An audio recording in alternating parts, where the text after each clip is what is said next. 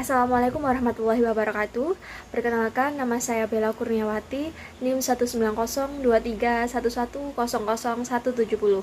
Sebelumnya terima kasih untuk Bapak Ambarianto yang telah menjadi dosen pengampu saya pada semester ini pra UTS.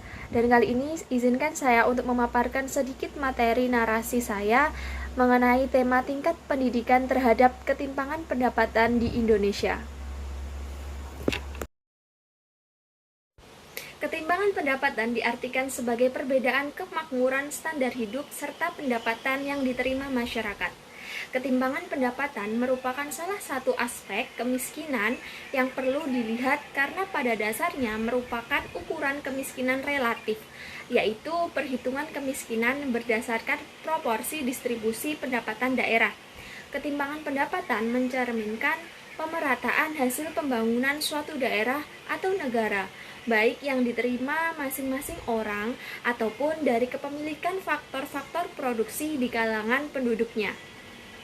Ketimpangan pendapatan lebih besar terjadi di negara-negara yang baru memulai pembangunannya, negara berkembang, yakni contohnya seperti negara Indonesia. Sedangkan bagi negara maju, pendapatannya cenderung lebih merata atau tingkat ketimpangannya sangat rendah. Di negara-negara maju, pendidikan selain sebagai konsumtif juga diyakini sebagai investasi modal manusia atau human capital investment dan menjadi leading sektor atau salah satu sektor utama. Oleh karenanya, perhatian pemerintahannya terhadap sektor pembangunan ini sungguh-sungguh. Misalnya, politik anggaran sektor pendidikan tidak kalah dengan sektor lainnya, sehingga keberhasilan investasi pendidikan berkolerasi dengan kemajuan pembangunan, yakni kemajuan pembangunan makronya dalam keseluruhannya. Sedangkan negara Indonesia sendiri memiliki sumber daya manusia yang masih sangat lemah untuk mendukung perkembangan industri dan juga ekonomi. Penyebabnya karena pemerintah selama ini belum menempatkan pendidikan sebagai prioritas penting. Hal ini dikarenakan masyarakat Indonesia, mulai dari yang awam atau masyarakat biasa, belum sadar akan pentingnya sebuah pendidikan, hingga politis dan juga pejabat pemerintahannya yang hanya berorientasi mengejar uang untuk memperkaya diri sendiri dan tidak pernah berpikir panjang bahwasannya pendidikan merupakan hal yang penting. Pendidikan dapat diartikan cara seseorang memperoleh ilmu dan skill sebagai investasi di dunia kerja masa depan. Pendidikan sebagai sebuah investasi atau education as investment telah berkembang secara pesat dan semakin diyakini oleh setiap negara bahwasannya pembangunan sektor pendidikan merupakan prasyarat kunci bagi pertumbuhan sektor-sektor pembangunan lainnya. Konsep tentang investasi sumber daya manusia atau human capital investment yang dapat menunjang pertumbuhan ekonomi atau disebut economic growth. Pendidikan adalah penentu tingkat upah dan sebagai kontribusi besar terhadap distribusi pendapatan masyarakat. Hal ini memperkuat bahwa pendidikan memang menjadi faktor penentu dari tingkat upah yang pada akhirnya akan menimbulkan ketimpangan pendapatan. Perubahan pada modal manusia merupakan faktor dasar dalam mengurangi ketimpangan pendapatan. Nah, yang proses pendidikan dalam mempengaruhi distribusi pendapatan melalui peningkatan pengetahuan dan juga keahlian dalam bekerja.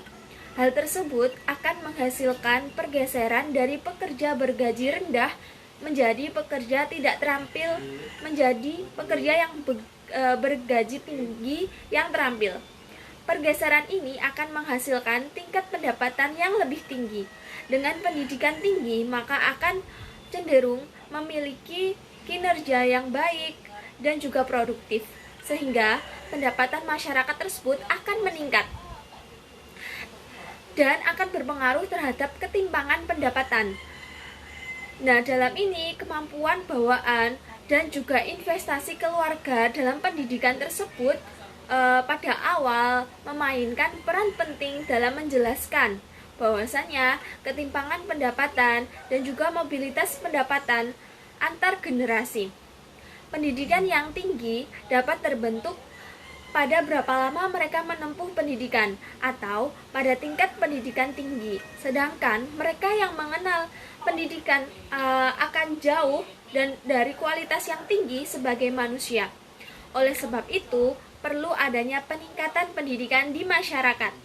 Pencapaian pendidikan yang tinggi akan memungkinkan untuk memperoleh pekerjaan yang lebih baik, sehingga akan dapat meningkatkan pendapatan seseorang.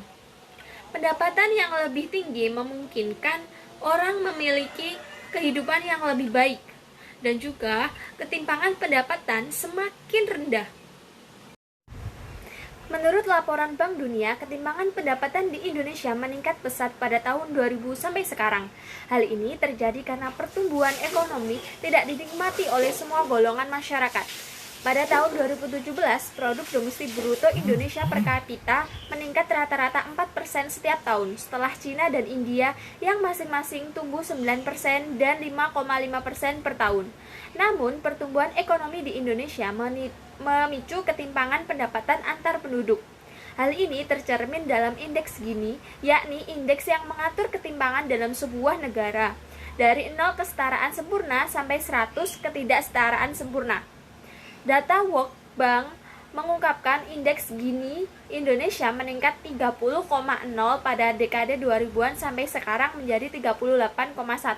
Hal tersebut menyebabkan masyarakat hanya mampu menikmati 20% dari masyarakat yang memiliki pendapatan tinggi.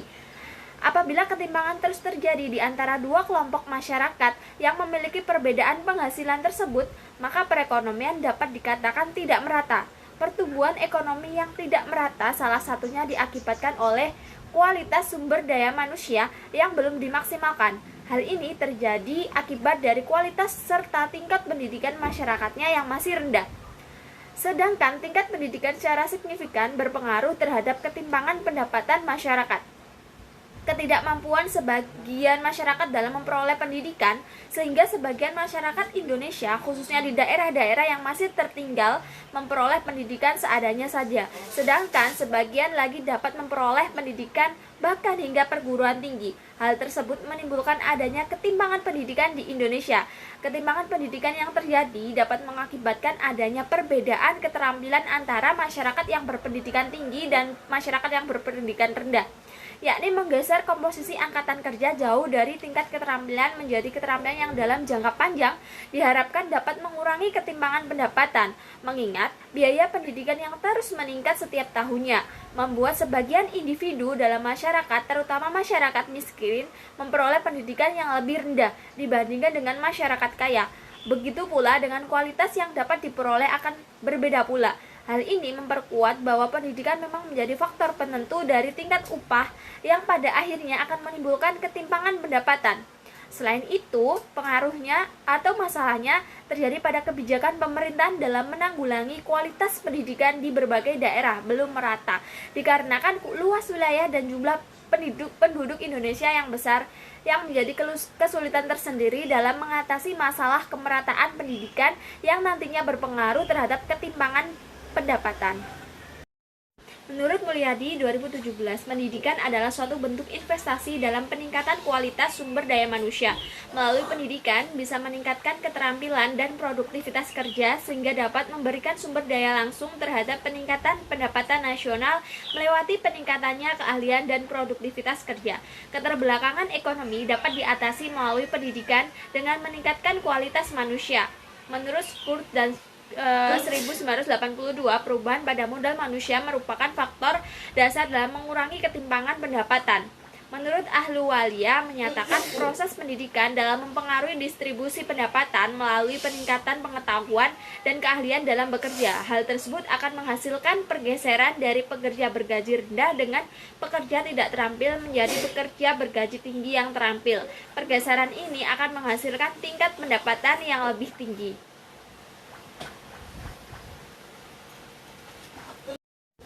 Hasil penelitian terdahulu yang dilakukan di antara Georgia Meisama Sapari, Deowidi, dan Wahyudi dan Monki membuktikan bahwa kualitas dan kuantitas pendidikan berpengaruh secara signifikan dan terdapat hubungan yang negatif terhadap ketimpangan pendapatan, yang kemudian dapat disimpulkan bahwa jika pendidikan mengalami peningkatan, maka akan berdampak pada berkurangnya ketimpangan pendapatan.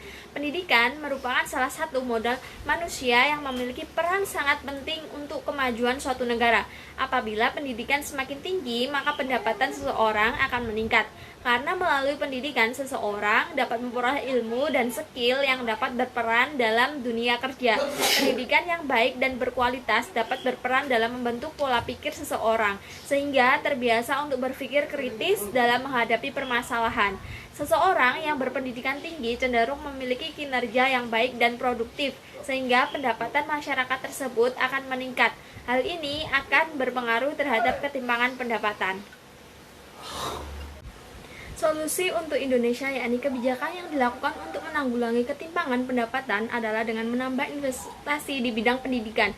Seperti yang sudah kita ketahui bahwa keseriusan pemerintah dalam menanggulangi masalah pendidikan dengan menetapkan alokasi minimal 20% dari APBN. Selain itu, juga harus diadakannya peningkatan sarana prasarana di daerah tertinggal yang dirasa hingga sampai saat ini belum memadai. Menyediakan anggaran yang cukup banyak dalam dunia pendidikan seperti dana BOS, bantuan operasional sekolah, bantuan bidik misi untuk masyarakat yang kurang mampu, lebih diperbanyak lagi di daerah-daerah yang terpencil, dan diberikan penyuluhan bahwa pendidikan adalah hal yang penting, karena pada saat ini masih banyak yang mengucilkan sebuah pendidikan. Yang kedua, meningkatkan kualitas tenaga pengajar serta masyarakatnya melalui pendidikan. Contohnya dapat menempuh pendidikan gratis hingga ke luar negeri dengan tujuan untuk tentunya meningkatkan kualitas pendidikan di Indonesia dan tenaga pengajar tersebut ke Indonesia sebagai pengajar di Indonesia kembali, atau dengan meningkatkan kualitas dan mutu tenaga pengajar seperti diberlakukannya pendidikan profesi yang melatih kemampuan guru secara khusus yang diharapkan mampu meningkatkan kemampuan serta mutu dari seorang pengajar. Selanjutnya, dengan mengirim tenaga pengajar ke daerah-daerah terpencil agar dapat membantu ketertinggalan pendidikan di daerah tersebut. Contohnya saja dibentuknya program Indonesia Mengajar. Yang ketiga, faktor pendidikan sangat penting dalam mempengaruhi ketimpangan pendapatan di Indonesia. Pendidikan yang berkualitas akan menghasilkan sumber daya manusia yang handal dalam jangka panjang. Namun, untuk mewujudkan hal tersebut dibutuhkan pengorbanan serta biaya yang tidak sedikit. Dalam hal inilah perlunya kesadaran bagi masyarakat Indonesia menyadari bahwa memang pentingnya pendidikan bagi diri sendiri dan bangsa. Apabila masyarakat merubah pola pikir, maka tujuan negara dalam pembangunan bangsa akan tercapai, yaitu ketimpangan pendapatan semakin rendah. Dengan pendidikan yang semakin tinggi akan memberikan dampak pada peningkatan pengetahuan dan keterampilan, sehingga dapat mempengaruhi tingkat pendapatan melalui pekerjaan yang dimilikinya. Selanjutnya akan dapat berdampak pada ketimpangan pendapatan semakin rendah. Kesimpulan dari narasi ini, investasi dalam bidang pendidikan tidak semata-mata untuk mendongkrak pertumbuhan ekonomi, tetapi lebih luas lagi, yaitu perkembangan ekonomi. Selama Orde Baru, kita selalu bangga dengan pertumbuhan ekonomi yang tinggi. Namun, pertumbuhan ekonomi yang tinggi itu hancur lebur karena tidak didukung oleh adanya sumber daya manusia yang berpendidikan. Orde Baru banyak melahirkan orang yang kaya, tidak memiliki kejujuran serta keadilan, tetapi lebih banyak lagi melahirkan orang yang miskin. Akhirnya pertumbuhan ekonomi hanya dinikmati oleh sebagian orang dan dengan tingkat ketergantungan yang amat besar. Perkembangan ekonomi akan tercapai bila sumber daya manusianya memiliki etika, moral, rasa tanggung jawab, rasa keadilan, jujur, serta menyadari hak dan kewajiban yang kesemuanya itu merupakan indikator hasil pendidikan yang lebih baik, berkualitas, dan bermutu tinggi. Inilah saatnya bagi negeri ini untuk merenungkan bahwa merencanakan sebuah sistem pendidikan yang baik untuk mendukung perkembangan ekonomi. Selain itu, pendidikan juga sebagai alat pemersatu bangsa yang saat ini sedang diancam perpecahannya melalui fungsi-fungsi pendidikan, yaitu fungsi sosial kemanusiaan, fungsi politis, fungsi budaya, serta fungsi kependidikan, maka negeri ini dapat dipersatukan kembali. Dari uraian di atas tampak bahwa pendidikan adalah wahana yang amat penting dalam strategis perkembangan ekonomi dan integrasi bangsa. Investasi di bidang pendidikan merupakan suatu bentuk jaminan masa depan bangsa yang lebih baik. Memang tidak dapat secara langsung mengubah masa depan bangsa. Tentunya hal ini merupakan proses yang membutuhkan kesabaran serta keuletan, sehingga mampu menciptakan insan-insan bangsa yang intelektual. Pendidikan bukan hanya sebagai sebuah bonafiditas, tetapi di balik itu pendidikan menyimpan suatu kekayaan intelektual yang memiliki nilai yang sangat tak terhingga. Singkatnya, pendidikan adalah investasi jangka panjang yang harus menjadi pilihan utama bagi bangsa dan negara. Terima kasih. Wassalamualaikum warahmatullahi wabarakatuh.